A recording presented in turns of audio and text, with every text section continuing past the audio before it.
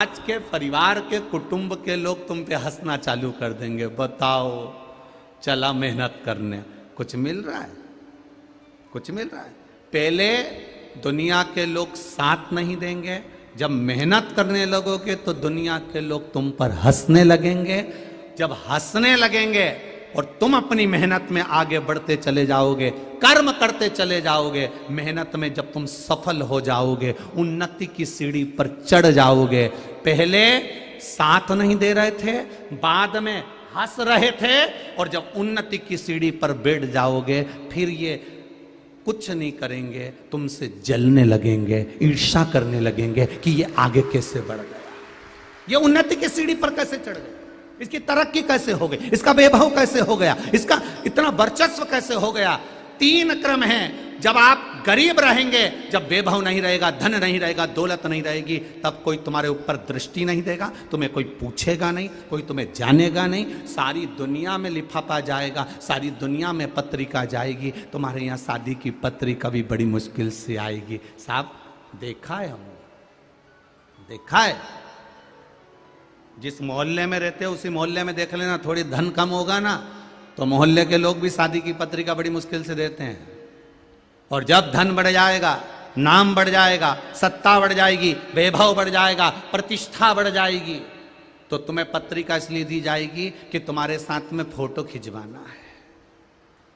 इतनी नाम वाला व्यक्ति आएगा, इतनी सत्ता और वैभव वाला व्यक्ति आएगा तो थोड़ा फोटो खिंच जाए, पत्रिका दी जाती है।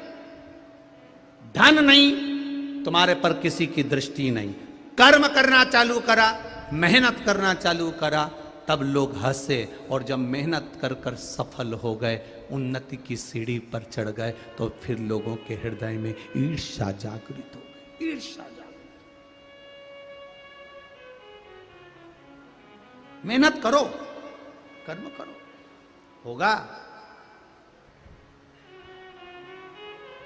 कोई कहता है ये बड़ा है, कोई कहता है कि बड़ा है, कोई कहता है कि ब्राह्मण बड़ा है, कोई कहता है क्षत्रिय बड़ा है, कोई कहता है वैश्य बड़ा है, कोई कहता है शूद्र बड़ा है। शिव महापुराण की कथा कहती है, शंकर का गुणगान कहता है कि दुनिया में सबसे बड़ा वही है जिसने अपने भजन के बल पर संसार का उत्थान कर दिया, कल्याण कर दिया, जनमानस को भगवत भजन के माध्यम में लगा दिया।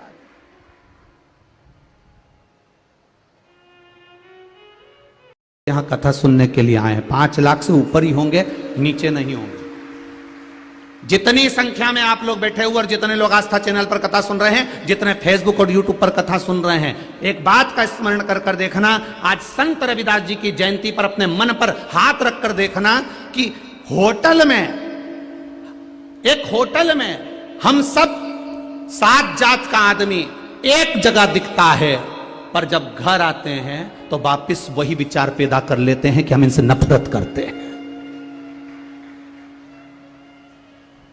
होटल में जो कचौड़ी बनती है, होटल में जो भजिया बनता है, होटल में जो पकोड़ा बनता है, होटल में जो चाय बनती है, चाय को कहकर नहीं बनाया जाता कि ये ब्राह्मण के लिए बनेगी, कि ये क्षत्रिय के लिए बनेगी, कि ये वैश्य के लिए बनेगी, कि ये शूद्र के लिए बनेगी। ये कचौड़ी ब्राह्मण खाएगा कि वैश्य खाएगा, कि क्षत्रिय खाएगा, कि शूद्र खाएगा। दुनिया के लोगों ने लोगों को केवल भटकाने के लिए ये धर्म का विभाजन कर दिया। आज भी शिव पुराण, भागवत पुराण, रामायण, जितने ग्रंथ हैं ये चौकी पर रखे रहते हैं। 4 पाए की चौकी है, ये चौरंग चौकी पर रखे रहते हैं। ब्राह्मण, क्षत्रिय, वैश्य और शूद्र के ऊपर ये पुराण रखा हुआ है कि तुम 4 वर्ण के लोगों ने हमें संभाल रखा, 4 वर्ण के।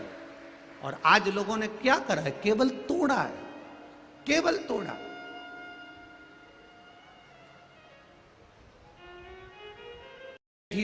आप में से कितनी लोगों ने कहा होगा अपने पति को कि शिव पुराण में जाओ, पति के की दुकान नहीं छोड़ूंगा, तो उससे कहो 7 दिन की शिव महापुराण की कथा है, कमाने के लिए जिंदगी पड़ी है, पूरा जीवन पड़ा है कमाने के लिए। किसके लिए कमा रहे हो? 8 बजे से दुकान खोल कर बैठते हो रात के 10 बजे तक, किसके लिए कमा रहे हो? चैन की 2 रोटी नहीं खा पाते, अच्छे से जिंदगी नहीं जी पाते। डब्बे का भोजन कर करके, ठंडा भोजन कर करके जिंदगी निकल रही है। कमा कमा कमा कमा कमा, आखिरी में यहीं छोड़ा, इतना बड़ा फोटो टंग गया और उस पे भी प्लास्टिक के फूल की माला, और वो माला भी पंखे में हिल रही है ऐसे, और फोटो में तुम मुस्कुरा रहा। तुम देखे ना, जितने भी घर में फोटो टंगे रहते हैं, एक भी रोता हुआ नहीं मिलेगा। सब कोई टोपी लगाया हुआ, कोई पल्लू डाले हुआ, मुस्कुरा। एक भी फोटो ऐसा नहीं मिलेगा जिसमें कहीं का रोता मिला हो। वो जिंदगी भर रो के मरा भी है ना, तो फोटो में तो मुस्कुराता ही मिलेगा। जब भी मिलेगा ऐसा ही मिलेगा, मुस्कुरा। पापड़ भी ताजे की ताजे धरे, फ्रीज में आइसक्रीम धरी रह जाएगी। तू गया, तू गया, तेरे को रात का मरा एक कमरे में पटक देंगे और सवेरे बउए समोसा पोया खा के रोने बैठेंगे। पोया समोसा खा के। किसी ने कहा मर गए अभी मत खाओ, मेरा बीपी बढ़ जाएगा, शुगर है, मैं भूखी नहीं रह सकती, खवाओ। बेटे ने अपने दोस्त को फोन लगाया, बेस्ट फ्रेंड को, तू आए तो वहां से वो नथुलाल की होटल पे से 4 समोसे लिया ना, 2-3 पूड़िया पोया की, और चुपचाप से तेरी भाभी को लाके दे देना। भाभी खा लेगी, आए तो पोया खा जाए, तू तो खिला जा, तू तो दे पोया खा। पोया मोया खा के मुंह पोंछ के तब इतना पल्लू डाल, अब रोवाई और रोने फिर बैठी, और ऐसी रोई नई नई डिजाइन में, इधर से ये डिजाइन में चिल्लाए, उधर से वो डिजाइन में चिल्लाए। एक सास के पास गले लग के रो रही, अकेली चली गई अम्मा, हमको नहीं ले गई। तो छोरे ने कहा अम्मा 4 व्हीलर लेके नहीं गई तो तुझे नहीं ले गई, चुप बैठ। उसने रोने की डिजाइन चेंज कर दी। वाह वारी दुनिया, मतलब की दुनिया में किसी का कोई नहीं। बरहानपुर वालों, ताप्ती नहालो, कुछ नहीं रखा, कहीं नहीं रखा संसार। योगेश दोसाने, मैं ग्राम तुकी थर तुक तो तुम समझ गए ना, बस ठीक है। तहसील खकनार, जिला बुरहानपुर से आई हूं। कहीं बैठी हो तो हाथ हिलाइएगा, दोनों हाथ ऐसे हिला देना। कहीं बैठी हो तो हाथ हिलाइएगा। गुरुजी, भोले बाबा का क्या बखान करूं। मेरे घर में सब कुछ बाबा ने दिया, किंतु मेरी बेटी 5 वर्ष की है। कहीं बैठी हो तो हाथ जरूर हिलाना, जहां कहीं बैठी हो। दिख गए क्या? कहीं दिखे हो तो। मेरी बेटी 5 वर्ष की हो चुकी है गुरुजी। ना वो चल सकती है, ना वो बोल सकती।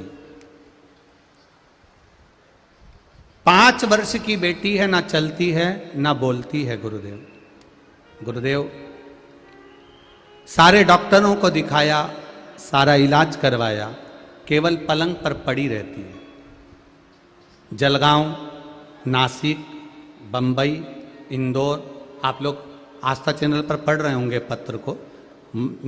जलगांव, नासिक, बंबई, इंदौर के बड़े बड़े अस्पतालों में इलाज करवाया, पर डॉक्टरों ने कहा ये चल नहीं पाएगी और इसका माइंड भी हो सकता है कि गड़बड़ रहे। महाराज, ना बोल पाती थी ना चल पाती थी। बड़े बड़े डॉक्टरों से इलाज करवाया पर बेटी चल नहीं पाई। 5 साल की हो गई गुरुदेव, उसका शरीर पलंग पर पड़ा रहता।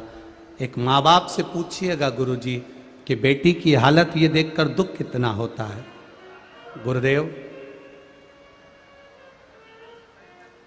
बेटी को देखकर दुखी होती थी। एक बार टीवी का चैनल बदलते बदलते शिव महापुराण की कथा टीवी पर देख ली।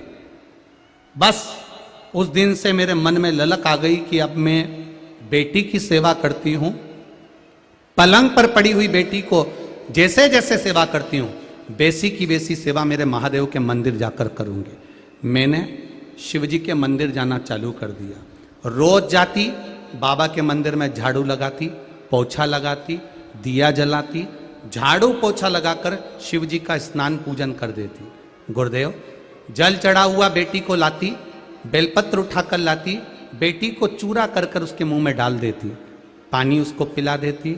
बस ऐसा करते करते मेरे मन में आया कि मैं पशुपति व्रत चालू कर दूं।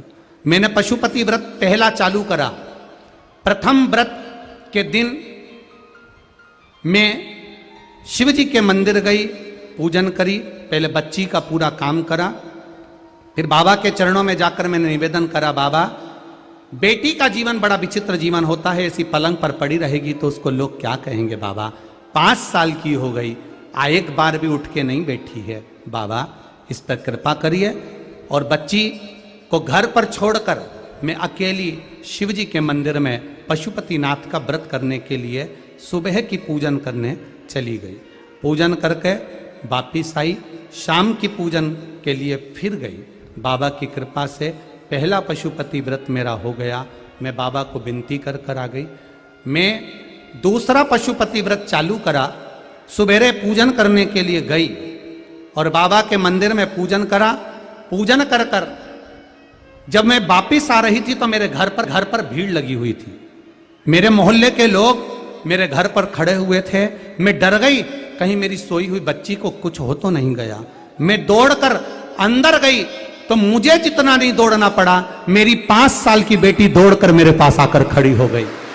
ये मेरा शिव है, ये मेरा ओघड़ी है, जो चल नहीं सकती थी, बोल नहीं सकती थी। गुरुदेव, मैं चाहती हूं एक बार संपूर्ण लोग मेरे गांव में आकर मेरे गांव वाले से पूछें कि शंकर जी पे 1 लोटा जल चढ़ाने का प्रमाण क्या है। मेरी 5 साल की बेटी